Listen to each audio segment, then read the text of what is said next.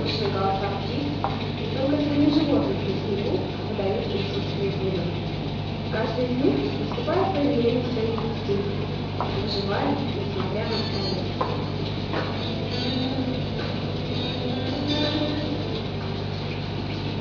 Любое животное нуждается в